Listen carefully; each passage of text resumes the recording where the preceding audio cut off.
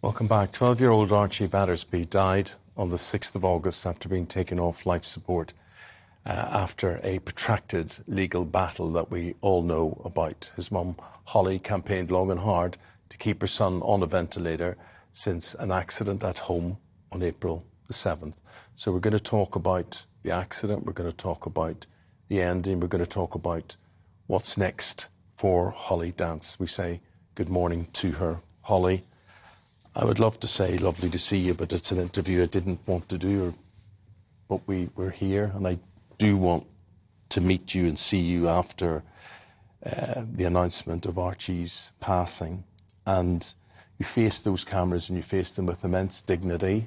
Thank you. But I suppose you had to. You had no alternative, had you? No, definitely not. I was fighting, obviously, for Archie's life. Everything else comes second, doesn't it? Your child's your priority. Could I ask you what it was like at the end? I mean, it must have been so awful for you because 1 minute the life support was going to be withdrawn, then it wasn't, then you had more time, then you had less time, then you had more time again. Then the time actually had to come where somebody, I don't know who, literally had to pull a plug or flick a switch. It was very tense. The anxiety, obviously, it's literally like walking on eggshells, you know. I think that last day we actually filed 3 applications in total. How can you do all of that, yet at the same time be waiting for your son to leave life? I think you're busy, and then you have to stand and grieve and hold his hand, and then you have to run to a telephone again, or... obviously, I was by Archie's bedside, so my phone's there. We did the call, the last case, via Zoom, so I was there with Archie.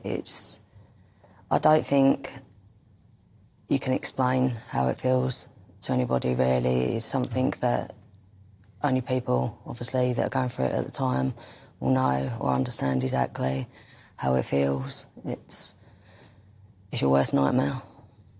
How are you now? How are you dealing in the 2 weeks that have passed? Keeping busy. I think that is going to be my way of dealing with it, and fighting as hard as I can to get some sort of change in law so parents and people don't have to go through this. You know, we was backed into a corner by the system and stripped totally of our rights, and there's been another baby, his life support was withdrawn 2 days after Archie. There's another case that was in court yesterday.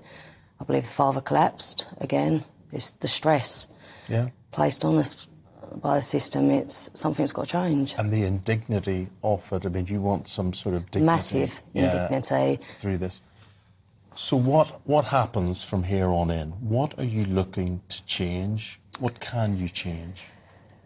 Well, that's obviously... We've written to the Health Secretary, so moving forward to see what we can change. I think the whole thing that you're rushed into court, that's got to change. That has to change, you know. I know... But they'll want it to change as well. Do you feel that authority finds you and people like you an inconvenience? Most definitely. Definitely. And I think the whole word best interest in court should be changed to best convenience, because it's got nothing to do with the best interest of the child involved. I don't believe it has. As they kept saying, Archie was brain dead, he had no feelings, therefore he had no best interests. Well, you and I talked about this, and you felt he had feelings, and you could feel his hand. Most definitely. You could feel the suppleness of his hand and his arm. Definitely, the warmth. All those sort of things. Nothing I'm going to say, nothing you're going to say is going to bring that beautiful young lad back. And he was beautiful. I keep saying this every time I see him. Just a beautiful, angelic-looking boy. But is this what's keeping you going? Most definitely. I refuse to grieve for Archie's life. I am so honoured and feel his whole life was an absolute pleasure. I'm so honoured to have been Archie's mum, so I refuse to grieve. I'm more celebrating Archie's life. It was the best 12 years of my life. Well, could we talk about what led to this situation? And if you go back to April, and often I find people aren't talking about this. Do you mind talking to me about what he did, or what you think that he did that put him in this situation? Okay, so what we believe that Archie's done is possibly copy an online challenge, and these online challenges are serious.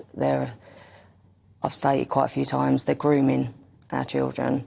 You know, these are adults that children look up to. Children don't look at adults and think for 1 minute they're going to put us in danger. I have obviously started researching and absolutely horrified to watch grown men putting things around their neck, showing these children. Showing children what to do, and you feel that Archie copied this, entered into this challenge? Yes, I do. And will there be any progression on this front? Will there be any opportunity to track down someone who was at the other end of this, or prosecute them, or bring them to justice?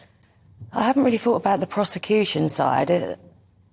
I think it's a hard thing because a lot of people obviously blame the parents, you know, you should be monitoring your children, it's a blah, blah, blah. At the end of the day, we cannot watch our children 24/7. Archie's 12 years old. I'm pretty much behind Archie, was behind Archie 24/7, you know. There are times when they do require their own privacy or they want their own time out. And again, you can't always target the apps that are obviously doing these. Maybe a bit more needs to be done with regards to prosecuting the people who are actually demonstrating the videos, you know, because they're obviously the children are copying. There's two things I want to ask you or say to you before we say goodbye. And one is, what would you say to the parents of young impressionable children who spend a lot of their time online? What would you say to those parents who would say, oh, he or she, they're up there on that computer, I don't know what they're doing? Just have the talk with them. I think have the talk and make it very clear, you know, that there are dangers. You know, I was forever telling Archie, you know, because he used to hide in pillowcases and things, and that used to give me anxiety. Don't put things over your head, don't put things around your neck, you know, is just keep reinforcing the dangers and what could happen. Use Archie in the conversation, you know, this is what happened to this little boy, because he thought 1 minute he was mucking around, he had his whole life ahead of him, and look what's happened, you know, and look how sad his family are, because he chose to copy something that has left him in this situation. We all know him, because we know him through pictures on television and hearing reports on radio and things about him, and we know him through you. But we don't know him. We don't know him at all. Could you finally leave us with who Archie was, who he is, and how he'll live on with you? Oh, he will forever live on, Archie. He's an absolute legend. He wanted to be a champion, and I believe he's gone out a champion. Champion what? At anything? He's just a champion. He's my little champion, and I think he's left an impact on everybody, and hopefully prevent a lot of people or a lot of children copying the same thing. He's brilliant. I love him to bits. He's brilliant. And you're going to be his champion forever.